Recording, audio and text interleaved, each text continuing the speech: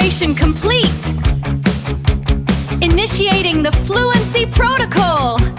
Power up your words. Boost your English.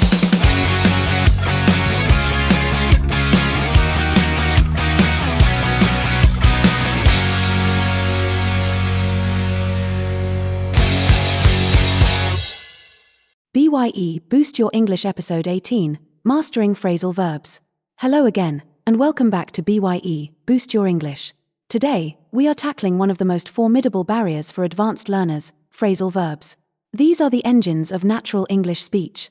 A phrasal verb consists of a standard verb combined with a preposition or an adverb, a combination that completely transforms the original meaning. Mastering these is the key to sounding not just fluent, but sophisticated and professional. If you translate them literally, you will lose the meaning. If you master them, you control the conversation. Let's get down to business. We will begin with phrasal verbs for everyday life. These are the verbs you will hear in casual social interaction, but do not underestimate them. They require precision. To catch up. This verb is about bridging a gap. It has two distinct contexts. First, socially, it means to discuss what has happened since you last saw someone. You are bridging the gap in time. For example, let's catch up over coffee this afternoon. Second, it means to reach the same level or point as others after falling behind.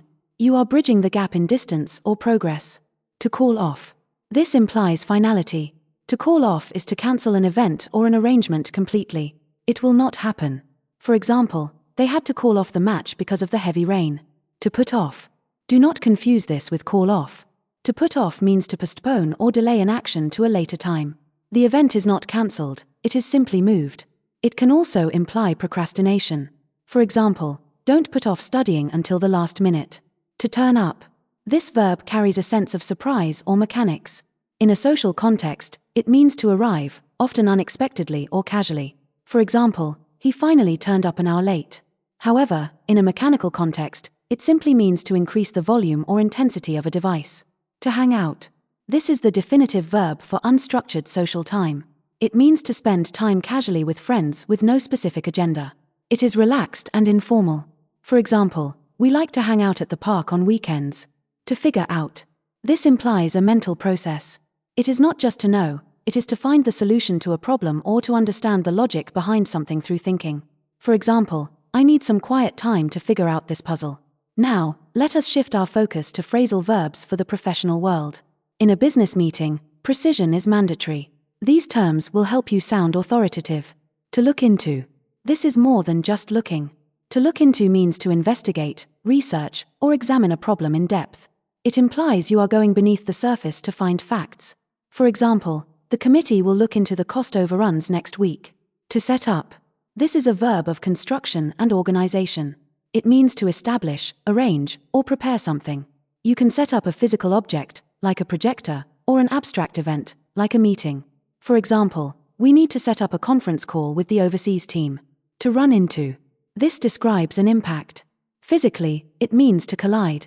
However, in business, it means to encounter a difficulty or a person unexpectedly. You did not plan for it, it happened by chance. For example, we ran into some unexpected delays during the project phase. To draw up. This is specific to documentation. It does not mean to draw a picture.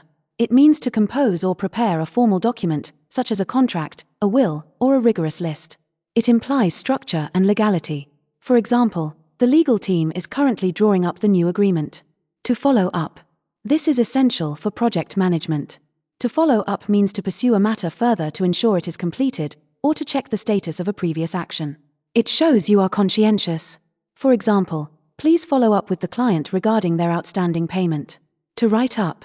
You might ask, why not just say write? Adding the preposition up adds a sense of completion and formality. To write up means to assemble notes into a full, detailed report or standard document. For example, you must write up your findings and submit the full report by Friday. Key vocabulary and expressions explained. Sophisticated, having, revealing, or involving a great deal of worldly experience and knowledge of fashionable and complex culture. For example, the marketing agency designed a sophisticated campaign tailored for the London tech sector. Formidable, inspiring fear or respect through being impressively large, powerful, intense, or capable. For example, navigating corporate contract law can be a formidable challenge for small business owners. Procrastination, the action of delaying or postponing something despite knowing that there will be negative consequences. For example, his constant procrastination meant the financial audit had to be rushed at the final hour. Unstructured, lacking a clearly defined system, organization, or formal agenda. For example, the weekend seminar concluded with an unstructured networking session over drinks. Authoritative, commanding, confident, and clearly showing an impressive level of expertise or power. For example, she delivered an authoritative presentation on international trade regulations. Overrun, an instance of something exceeding an expected, intended, or budgeted limit. For example, the board demanded an explanation for the substantial structural cost overrun on the new warehouse. Conscientious, wishing to do one's work or duty thoroughly, deeply, and with a great deal of serious effort. For example, the legal secretary is exceptionally conscientious when checking contract clauses for errors. To bridge the gap, an idiomatic expression meaning to reduce or eliminate the difference between two contrasting things or situations. For example, the new training scheme is designed to bridge the gap between academic theory and practical work. To hold a meeting, to organize, convene, or conduct a formal gathering of individuals for discussion. For example, the regional directors decided to hold a meeting to address the production delays.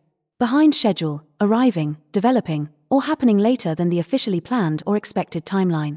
For example, due to the severe winter weather, the supply delivery is currently 48 hours behind schedule. That concludes our deep dive into the mechanics of phrasal verbs. You now understand that hanging out implies relaxation, while drawing up implies formal structure. You know the crucial difference between calling off a meeting, which destroys it, and putting off a meeting, which merely delays it.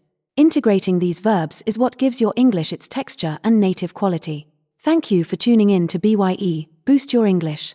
Keep applying that precision, and I look forward to guiding your English boost in the next episode. The comments are now open on YouTube, so please feel free to share your reactions, ideas, and requests in the spirit of mutual respect. Keep boosting your English. Bye for now. Boost your English, it's the key.